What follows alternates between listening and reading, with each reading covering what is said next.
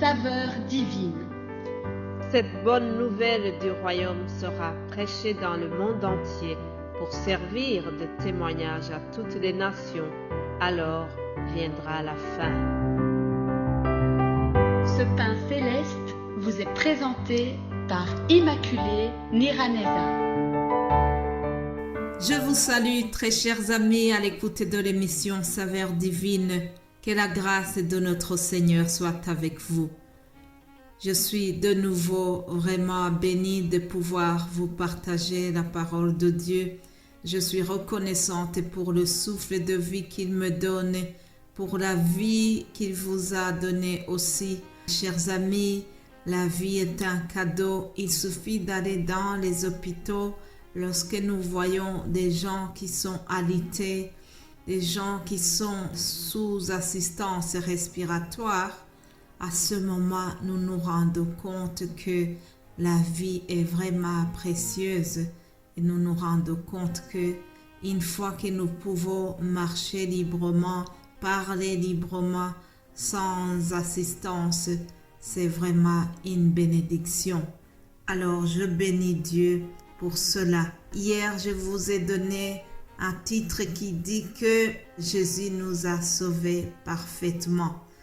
Nous devons nous souvenir de ce que Jésus nous a acquis à la croix de Golgotha.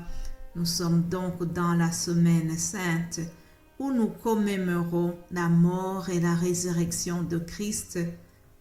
Cependant, il y a eu des choses qui ont précédé sa mort. Parmi ces choses, nous devons nous souvenir que Jésus a prié pour nous.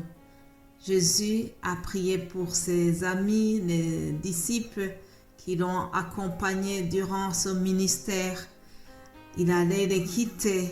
Cependant, avant de partir, il préparait leur cœur afin qu'ils ne soient pas troublés, afin qu'ils s'habituent à sa séparation, à la vie sans lui. Vous imaginez, ils avaient passé 3 ans et demi avec lui, avec des choses intenses. Ils ont vécu des événements très importants.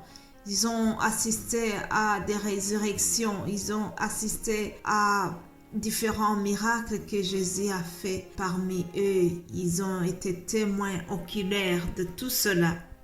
Et voilà que le Maître devait les quitter, devait retourner dans la gloire du Père Céleste.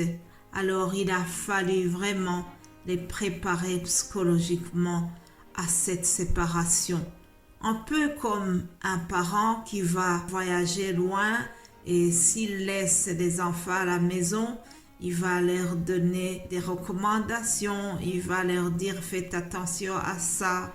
Faites attention à l'électricité, faites attention à ne pas gaspiller du courant électrique, ne pas gaspiller de l'eau.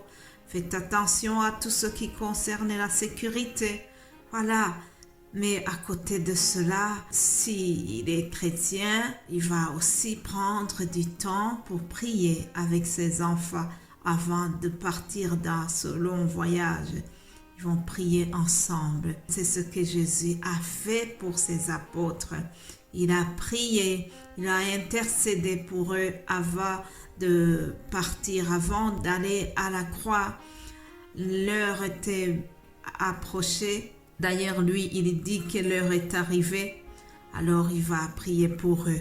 Nous allons voir ce que nous pouvons retenir dans cette prière sacerdotale, comme on l'appelle. Nous la trouvons dans l'Évangile selon Jean, chapitre 17. Jean, chapitre 17. Je vous prie vivement de lire tout ce chapitre, s'il vous plaît. Si je vous donne ces méditations chaque jour, ce n'est pas que vous tombez dans la dépendance, non. Je sais que la plupart de vous, vous vous nourrissez de la parole et vous faites des recherches vous-même et vous faites différentes lectures. C'est très bien, continuer comme ça. Nous devons vraiment mûrir, nous devons grandir spirituellement.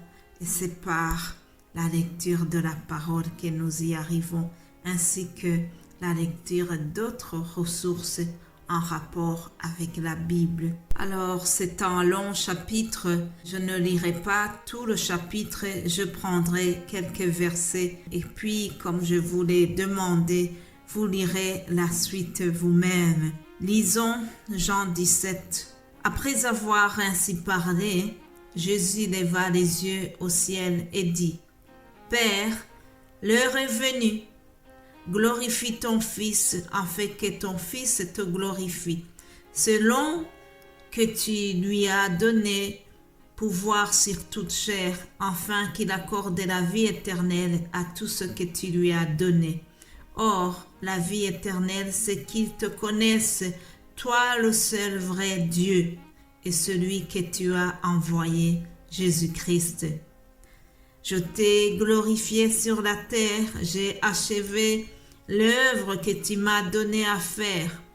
Et maintenant, toi, Père, glorifie-moi auprès de toi, de la gloire que j'avais auprès de toi avant que le monde soit. J'ai fait connaître ton nom aux hommes que tu m'as donnés du milieu du monde. Ils étaient à toi, tu me les as donnés. Ils ont gardé ta parole.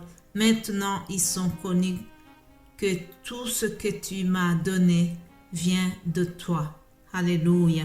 Mes bien-aimés de Dieu, dans cette prière, Jésus signale d'abord que l'heure est venue. Souvent, il avait parlé de l'heure en disant que l'heure n'est pas venue, mais cette fois-ci, Jésus-Christ a dit que l'heure est déjà venue.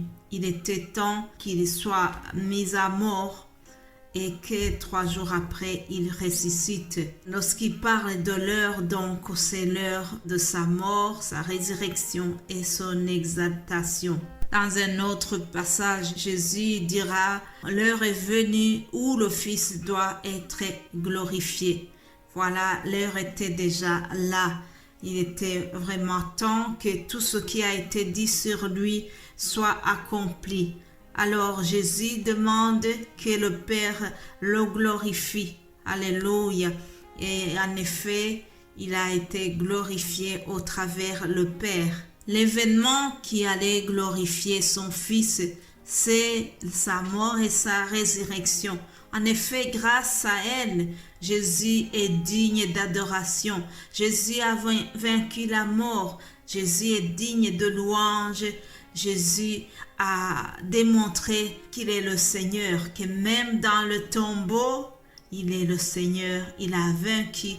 Et parce qu'il vit, nous aussi, nous vivrons. Alléluia. Jésus-Christ a accepté tout ce processus d'humiliation, mais il savait qu'il allait aboutir à la gloire et il savait qu'il serait exalté vers le Père.